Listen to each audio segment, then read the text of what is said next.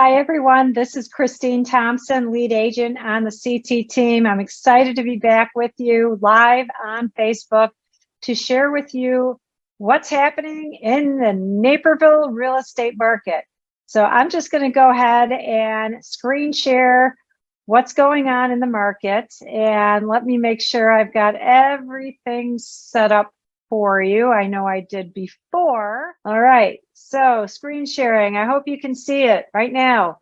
So here is all my information in case you ever need to reach out to me. I am available on social media all the time. You can DM me, you can text or just text me or call me on my cell phone number, 630-853-2370. You've got all of my online information here, but let's get started. Let's take a look at what's going on in Naperville. So this is just an overall view of what's happening, and I'm pulling all this information from the MLS. We can see that there's in the last closing out in August. I'm showing month over month. So last month, closing out August, we had 145 new listings, 49 private. If you have not watched this before, I have been told by the MLS experts behind the scenes that they see about 95% of private listings are allowing showings before they go live on the market. So let's just assume that's about 40 listings there, 145 new. So that's about 185 listings for people to go out and see. And then we had 14 price changes. That's up from a year ago, definitely, or even earlier this year. So sellers are experiencing price changes now. We had 177 closed and 115 under contract. That number is still pretty close to the 185, but that is saying inventory is growing. That's in August. So in September, now we have 25 private. So let's say that's about, 20 homes taking showings, 143 new. So it's about 163 and then 91 under contract. So we are seeing that buyers are getting a little bit more finicky. Maybe they are dropping out of the market because they can't get the size home they want for where the interest rates are, and they're not adjusting their housing needs. 9 price changes, that's still really good. We're not seeing too many of that. And 102 closed, that number is down from August. Now, let's take a look. In August, we saw that there were the average sale price was $624 about. Now, this is for all detached homes in Naperville. Closing in September, it was $627. So let's just switch back again. We had 623 and now 627. So the number creeped up just a little bit for average sale price in all of Naperville. In August, the average market time was 30 days. September, 31 days. Time is creeping up just ever so slightly, just by a day. And when we're talking about a month for homes to sell off, that is still a seller's market. When we're in 4 to 6 months time frame, that's a fair buyer-seller market. When we hit 6 months, we're definitely in a buyer's market. So it is still a seller's market. Despite what you're hearing out there, it is not a buyer's market. All right. So buyers out there, for you to be waiting for prices to get better, there's not an indicator right now that that's going to be coming anytime soon. And you're at the risk of prices continuing to go up and interest rates going up. Average number of showings in August per home. This is based on the showing time service that about 99% of brokerages use to help schedule showings on their listings. So this is a pretty accurate number. We're seeing that the average is 29 homes on average showings per weekend. And in September, it was 30. So the activity has stayed the same. I don't know if you're looking at these stats over here in these little boxes, but that means year over year, it's up 15.4% than a year ago. We were thinking 2021 was a really hot year. Well, 2022 is a hot year too, and it's still remaining really strong because we're still 15% higher than it was a year ago for average number of showings on a house. So buyers are still out there shopping. I know a lot of you think buyers have stopped shopping because of the interest rates, but there are other needs to buying a home other than just because of what the interest rate is. I just posted a little video about that on Instagram. Hopefully it carries over to YouTube in the next day or two, and talking about why buyers still are out there shopping and why sellers are still selling their homes too. So this is just another view of average showings per weekend. And we can see in September, or August, our high week was August 26th to the 29th. We almost hit average of 3 per home on showings on the weekend. We didn't hit that much at all in July. July 15th to 18th was the best weekend we had there. But once we got to August 26th, 29th, got really busy. And yes, it has slowed down getting towards the end of September. Okay, so we're seeing all the September information there. Market Action Index needle, this was September 5th, and that was at 43. And now October 3rd, we're at 40. So the needle is softening. That means the seller's market, that is indicating the seller's market is softening, but it is still at a slight advantage to the sellers. So buyers, when you're going out there, don't think you're going to get this really awesome, incredible deal. But also at the same time, sellers, you're not going to have a whole bunch of buyers clamoring at your door and making multiple offers and going woo crazy over list price. All right. Homes are not selling in a hot minute anymore. So you really, really need to listen to your agents as far as pricing your house goes, so you're not sitting on the market or experiencing a lot of price changes. In September, this is what we saw, just a national average I pulled from a website for interest rates. Now, this is not coming from a specific lender. This is just taking averages from multiple lenders. And we can see the APR for conventional was 6.07% September 5th, and the FHA was 6.07.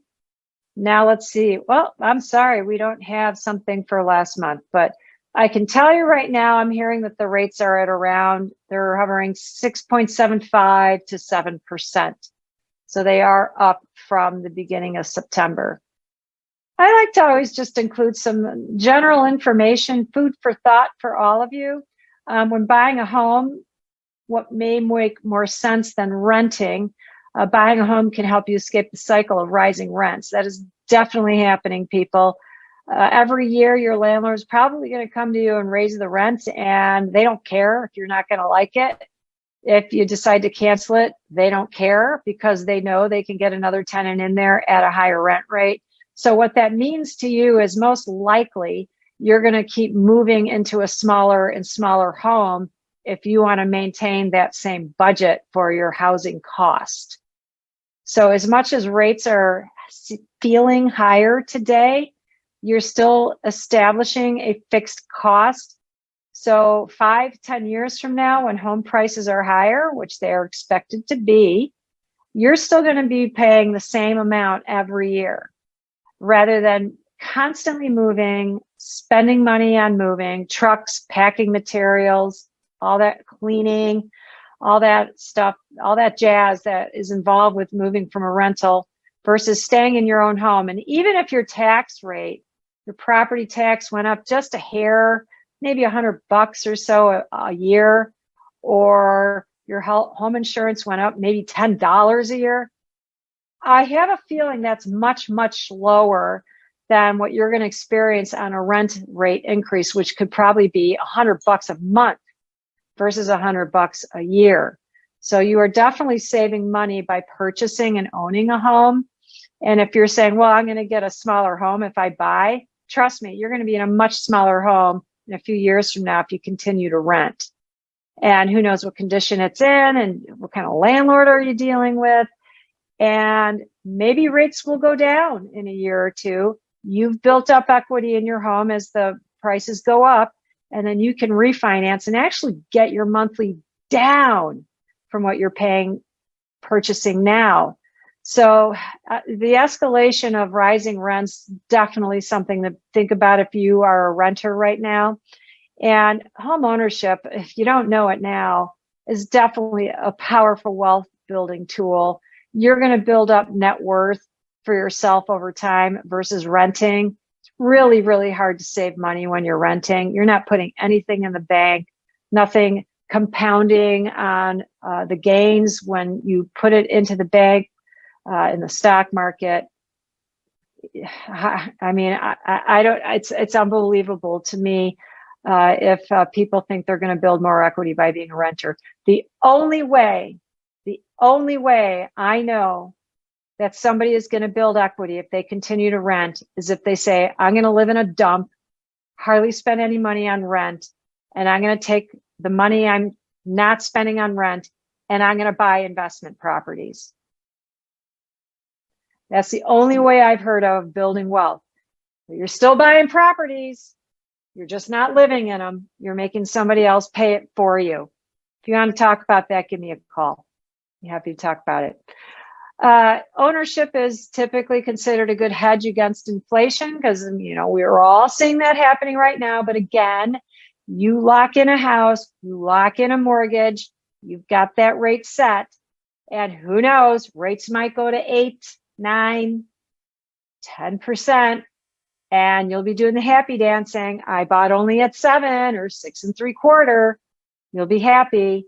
The average 30-year interest rate is 8%. So we're still below that, you guys. And, you know, my mom, God bless her, she's going to be 86 this year, still has her license. Hi, Mom. Shout out to you, Ida Schumler. She started in 78 and she was selling homes at 16 and 18% interest rates. Buyers are still buying then. Imagine that cost, right? I guess 7% doesn't sound so bad, does it? And who knows where we're going to go with these rates again. So I know I keep going on about this, but I can't help it, you guys. Trying to talk some sense into you. And more importantly, how would it feel if a year from now your rent rate went up and you're thinking, I could have had my monthly at that cost if I got a loan at 6.7% or even 6.75% or 7%. Oh, I could have been paying less. How would you, I mean, I want you to picture that, imagine that happening. How would you feel about that? And I want you to think about that and then make that decision. Should you be buying now? All right. I want you to imagine that.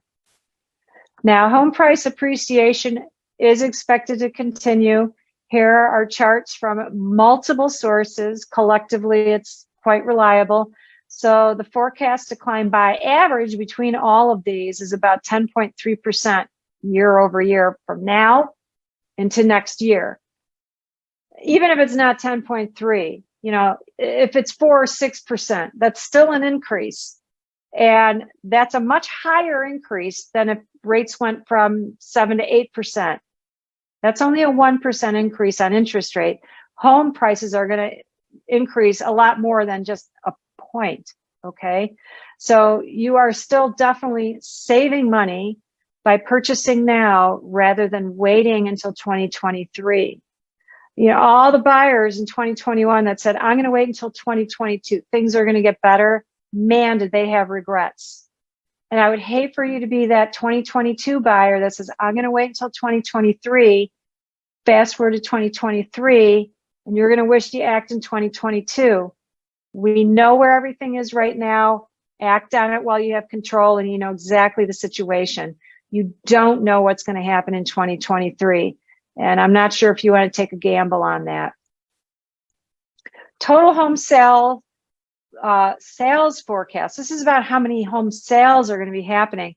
And it's adjusted down this year due to higher mortgage rates. So the softening has, you know, there's a softening demand, but the expectation is home sales will be more in line with pre-pandemic years, but still above what makes it a normal buyer-seller market. So it still is going to be in that zone where it is still a seller's market, which means home prices will still continue to go up. All right. So there are so many different ways. I've skinned the cat here, you guys, to show you reasons why you are better off to just get out there, either sell your house, look for your next house, and stop renting. Because if I haven't said it before, if you haven't heard it before, you may think you're renting, but you're actually buying a home for somebody else. I think you deserve that. If you're going to be spending that money every month on housing for yourself, I think you should own the home, not somebody else. Because that really, realistically, that's what you're doing. When you're renting, you're helping somebody else buy that property and build up their wealth. I think you deserve to build up your own wealth because you work hard. You work hard for all that, every dollar that you earn. And you're giving a lot of that away to somebody else building up their wealth. And you got to stop that vicious cycle. America, please stop the cycle of helping other people build their wealth. And instead of just complaining, take action. And that action is have the courage to own your own home. You can do it. A lot of people do it. People did it when the rates were at 16, 18%. And they looked back and said, no regrets, because the home prices, when they lived in there for 20 years or so, way big difference in home sale prices. They got their money back. And, when rates went down, they would refinance. So it's not like you're stuck forever at the interest rate. If they ever go down, you can refinance. In the meantime, equity is building up in your house. Give me a call if you want to talk more about it, or give your trusted agent a call. You really should be talking with a professional about this so you can make a wise decision and not have regrets going into 2023. Thanks for watching this show. I really, really appreciate it. I hope this resonates with you and helps you make more educated decisions going forward with your housing questions and dilemmas and whatever you're pondering. Okay, here to support you. My name again, Christine Thompson, lead agent on the CT team, servicing Naperville and its greater surrounding western suburbs area of Chicago. If you know anybody that could use my services, or even if you're relocating out of the state, I can certainly help you. I got a great network of agents around or across the whole country, even internationally. Love to help you out. Really, the joy I get most out of this business is being able to help people make sound decisions and be happy with what they have ahead of them in the future. Thanks all for watching, and I hope you're having a fabulous day. Take care.